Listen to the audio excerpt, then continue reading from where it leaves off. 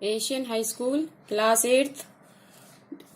पिछली क्लास में हमने लेसन 2 पढ़ा था। अब पढ़ेंगे बस की यात्रा, बसंत का लेसन नंबर 3। इस लेसन में हम ये लेखक ने अपनी एक बस का वर्णन किया है। लेखक जबलपुर जाना है। जब तक उसने बस, जिस गांव से बस खरीदी है, उसकी बस का जो एक ढांचा है उसका वर्णन किया है कि किस तरह से वो बस है और उसकी हालत बिगड़ी हुई है।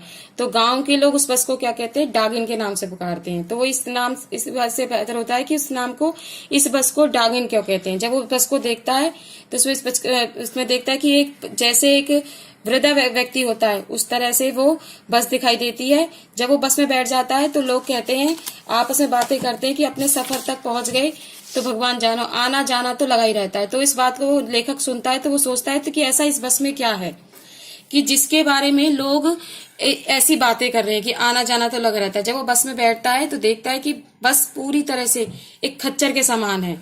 जब वो चलती है, जब स्टार्ट होती है तो उसमें बहुत तेज उसमें से आवाज आती है। और जब बस चलने लग जाती है तो देखता है कि जो ड्राइवर होता है उसका तो इंजन जब स्टार्ट होता है तो उसमें से ऐसी आवाज आती है कि जैसे उसका ट्रेन का, रेल का जो इंजन होता है जब अपना धुआं छोड़ता है वो इस तरह से छोड़ रहा होता है।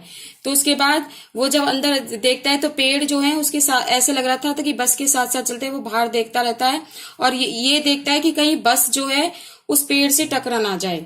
उसके बाद देखता है कि बस जब रफ्तार से चलती है, 15-20 की मील से चलती है, तो ऐसा लगता है कि जैसे बस का जो स्टीयरिंग होता है वो टूट जाता है। फिर वो डर की वजह से जो लेखक होता है वो बाहर देखने लग जाता है कि कहीं जो बस है वो पेड़ से टकरा ना जाए। तो एक तरह से देखा गया कि ये जो लेखक है जब अपने हाथ जोड़कर बैठ जाता है और कहता है कि किसी तरह से वो जबलपुर अपना जो उसका सफर है वहां तक वो पूरी तरह से पहुंच जाए। तो इस तरह से वहां के जो लोग थे वो बस सिर्फ सुबह चलती थी, शाम के समय उसका कुछ नहीं था। लेखक को हर हालत में 10 बजे तक अपने जबलपुर में पहुंचना होता है। बाद में वो देखता है कि जो पेट्रोल की जो टंकी होती है उसमें छेद हो जाता है। फिर वो ड्राइवर क्या करता है कि पेट्रोल के जो बगल में से जो एक नली निकालता है और उस इंजन में डाल देता है। इस प्रकार से वो अपने उसको बस को चलाता है। जिस प्रकार एक माँ होती है जब उसका बच्चा रोने लग जाता है तो वो दूध की बोतल उसके मुंह में दे देती है, उसी प्रकार जो ड्राइवर होता है उस टूटी हुई टंकी में क्या दे देता है, टंकी पर वो पेट्रोल की जो टंकी होती है उसमें वो पाइप लगा देता है। जिस प्रकार से वो बस चलती है। इस तरह से धीरे धीरे एक पुलिया आती है, पुलिया के ऊपर से वो जब बस गुजर रही होती है तो उसका जो टायर होता है वो पूरी तरह से फिर चला जाता है, फिस हो जाता है। तो इस तरह से इस लेसन में लेखक ने एक पुरानी बस का वर्णन किया है कि किस तरह से चलती है, फिर भी लोग उस बस में सफर करते हैं। इसके बाद ये आपके अभ्यास के क्वेश्चन है। जैसे ये है, मैंने उस कंपनी के हिस्सेदार की पहली बार श्रद्धा भाव से देखा। ये नहीं करने, इसके नीचे आपके अभ्यास के क्वेश्चंस, वो क्वेश्चंस मैंने अपने आप बनाए हैं, वो आपको मिलेंगे, वो होमवर्क में करना है। तो यहां से जैसे ये है, ये क्वेश्चंस है। लोगों ने सलाह दी कि समझदार आदमी आसाम वाली बस से सफर नहीं करते।